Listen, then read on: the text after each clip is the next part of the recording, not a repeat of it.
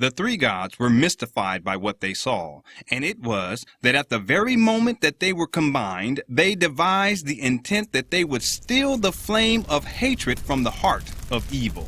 For in its demonic wretchedness, the Trinity God had hoped to conquer evil and take evil's place as the ruler of all demonic things.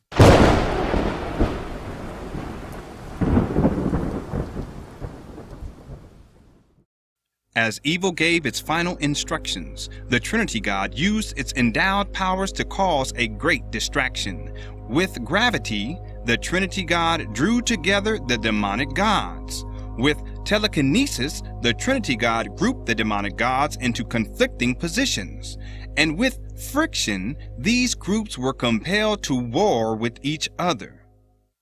As this war ensued, evil appeared to be distracted, and while distracted, the Trinity God managed to steal a single spark of hatred from the heart of evil.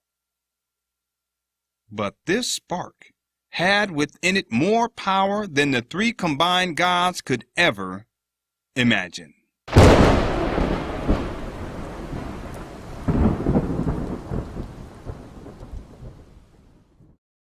And so the Trinity God took travel through the great abyss in search of Oro Oyogomunde.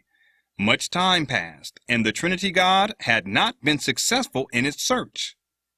Oro Oyogomunde was indeed wise.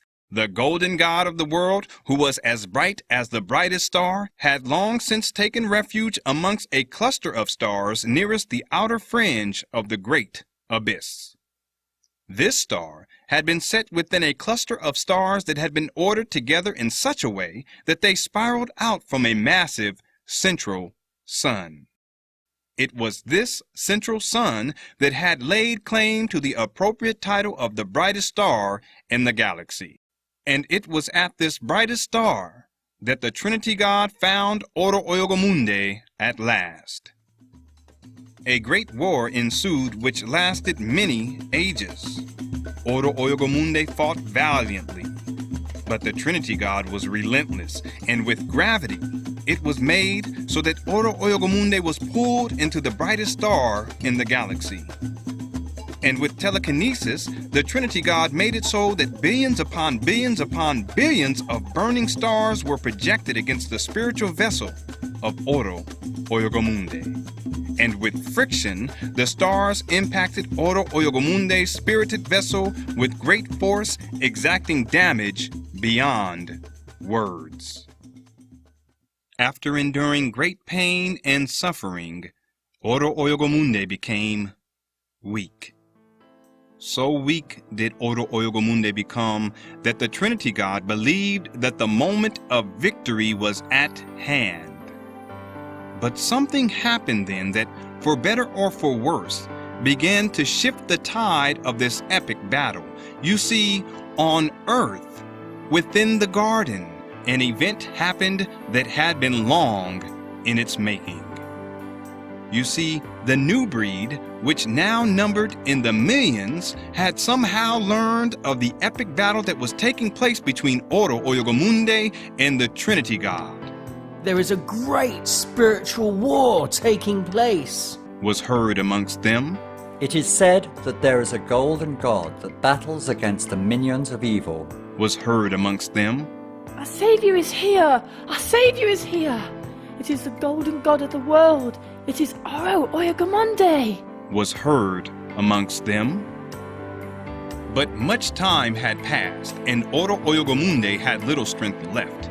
It was then that Oro Oyogomunde was but moments from defeat. But it was also then that something strange happened.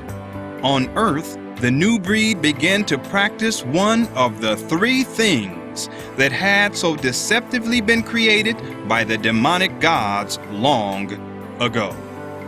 The new breed had finally begun to worship Oro Oyogomunde. And so, in that moment, Oro Oyogomunde found new strength, a strength that had been transferred into the spiritual body of Oro Oyogomunde by way of the new breed that now worshipped in mass. But the received energy was not enough, and Oro Oyogomunde's demise was at hand. But this is not all. You see, the new breed found that the condition on earth had become much more difficult. More conflict arose amongst the new breed, conflicts that had not existed prior to the worship of Oro Oyogomunde. We must pray to Oyogomunde, Was heard amongst them, Oro Oyogomunde is our only hope. was heard amongst them. And so, the new breed began to pray to Oro Oyogomunde. But as was the case with worship, the energy transferred to Oro Oyogomunde was not enough to turn the tide. And just as before, the condition on earth became more difficult. Conflict turned into all-out war. Wars that had not existed prior to the worship of Oro Oyogomunde. why has Oro Oyogomunde spited us so? Was asked amongst them. Could it be that Oro Oyogomunde is angry with us? Was asked amongst them.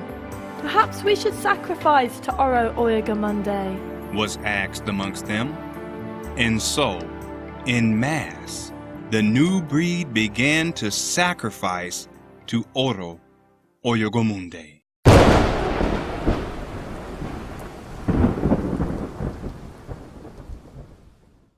At first, animals were sacrificed, but then something disturbing happened. Throughout the heart-wrenching bloodletting, the irresponsible carnage, and the wanton destruction of innocent life, something in the new breed changed. You see, the act of sacrifice brought forth within them an evil disposition. So deceived, so wretched the new breed had become that they began to sacrifice their own children.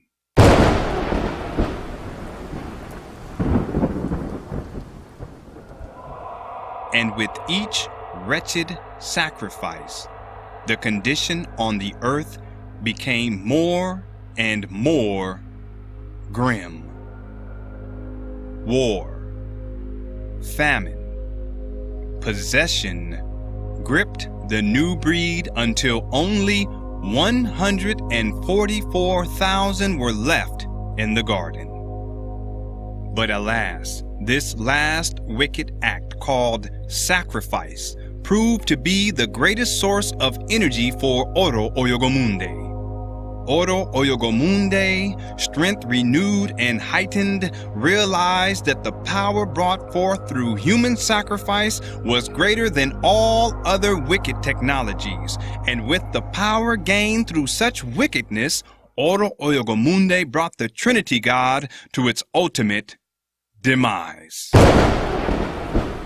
Destroyed and fallen to rubble, the Trinity God took its last spiritual breath.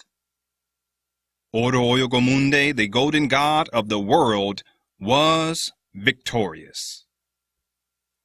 But there was something in the rubble that caught the eye of Oro Oyogomunde.